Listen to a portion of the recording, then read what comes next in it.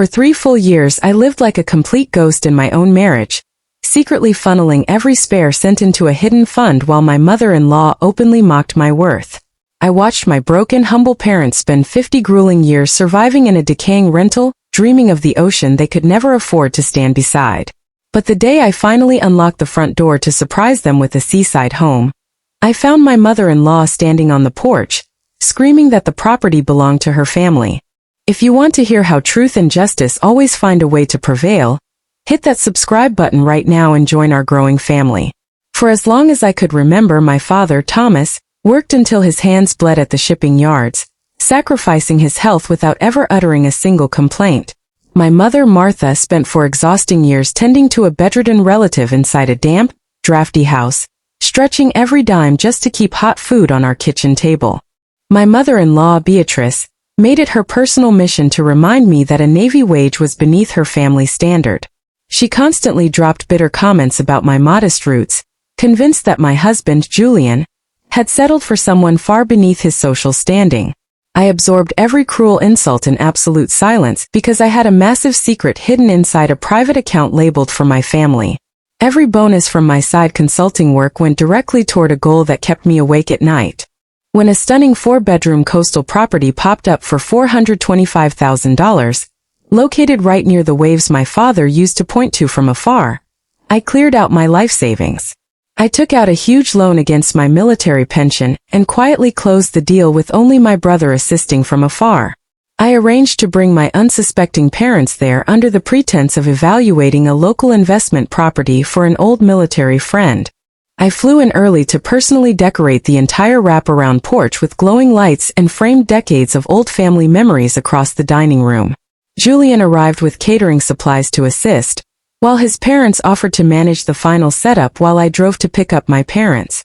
Looking back now, their sudden eagerness to help was the warning sign I completely overlooked. As I drove my parents down the coastal highway, my mother gripped my hand tightly in her favorite blue dress while my father sat proudly in his worn wedding suit. The moment my tires hit the gravel driveway, my heart shattered into a million pieces. The glowing lights I had carefully hung were ripped down, the family photos were gone, and cheap unfamiliar furniture sat piled high near the front entrance. Beatrice stood right on the front doorstep like a conquering monarch, glaring down at us as my mother stepped innocently out of the passenger side. Before my mother could even take a full step, Beatrice charged down the stairs, pointed her finger directly into her face, and shrieked for the entire neighborhood to hear that this was her house. She ordered my terrified parents to get off her property immediately. My gentle father immediately stepped forward to shield my crying mother, his hands trembling with a sudden rage I had never witnessed in my entire life. Inside the house, I could see my father-in-law calmly unpacking boxes of their personal belongings into the master suite, completely ignoring the cruel scene unfolding on the lawn. I stood frozen by the driver's side door, clutching my car keys so tightly that my knuckles turned completely white. When I stormed inside, Beatrice immediately tried to smooth down her outfit, offering a fake smile while claiming that Julian and his father had decided this place was ideal for a shared vacation home. I looked her dead in the eye, my voice dropping into the terrifyingly calm tone I reserved for severe insubordination during my military command. I reminded her that my name alone was on the title, and that she had broken into private property. Julian walked through the front door right on cue, his face instantly turning pale as he absorbed the absolute chaos filling the hallway. Beatrice opened her mouth to construct another elaborate excuse, but Julian raised his hand and harshly asked his mother whose name was written on the official property deed. When she muttered my name under her breath, Julian told her she was actively trespassing on his wife's house. Julian turned toward his father, asking if he had knowingly participated in this disgraceful scheme, and the older man slowly lowered his head in utter shame.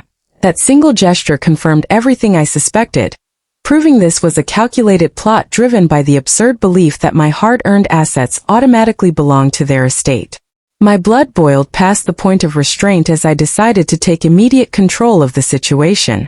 Using the strength from years of military service, I began grabbing their moving boxes and hurling them directly out onto the front lawn. Julian did not hesitate for a single second, grabbing floor lamps, packing up their dishes, and tossing his mother folding chairs straight into the dirt. Beatrice stood paralyzed on the porch, forced to watch her own son evict every single item she had tried so hard to steal. When Beatrice finally managed to speak, her arrogant confidence had completely vanished, leaving behind a weak, trembling voice as she whimpered about securing her family future. I snapped back that this was my parents' home, and that no one from her family would ever steal their joy again. Within 20 minutes, both of my in-laws slunk away in complete disgrace, leaving the peaceful shoreline behind them for good. We spent the remainder of the evening restoring the sanctuary I had worked 3 long years to build for the people who raised me. Julian helped me rehang every single string of lights and carefully replace the family photo frames along the hallway. As the warm sunset painted the evening sky, my parents finally sat together on their own porch, listening to the soothing ocean waves just 200 feet away. 50 long years of grueling sacrifice and endless devotion had finally brought my parents to the peaceful harbor they so truly deserved. If this story moved you, please hit that subscribe button right now, and check out the next video popping up on your screen right now for even more incredible real-life stories.